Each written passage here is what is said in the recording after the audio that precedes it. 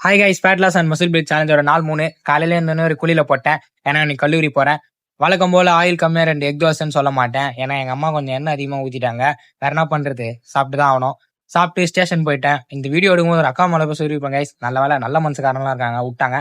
அப்படியே ஒரு மாதுளை சாப்பிட்டு காலேஜ் கிட்ட போயிட்டேன்.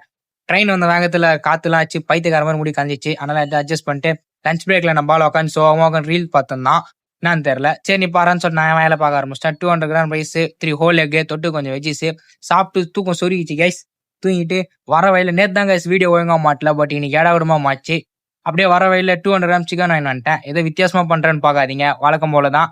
சுகர் கம்மியாக ஒரு டீ வச்சேன். இதை மட்டும் கொஞ்சம் கண்ட்ரோல் பண்ணாலே போதும் போல. அப்படியே இன்னைக்கு ஒரு சீட் பண்ணிட்டேன் கைஸ். உப்பு ஒன்று சாப்பிட்டேன். இவன் போட்டுங்கிற அரை டோஸ்ட் வச்சு கண்டுபிடிச்சிடும். இன்னைக்கு லெக் தான். அப்படியே 2 பக்கம் உட்காந்து எழுந்துட்டு குரங்கு வெத்தெல்லாம் காமிச்சு ஒர்க் அவுட் பண்ண ஸ்டார்ட் பண்ணிட்டேன். ஸ்டிப் லெக்கில் ஒரு 3 செட்டு, லஞ்சஸில் ஒரு 3 செட்டு போட்டேன்.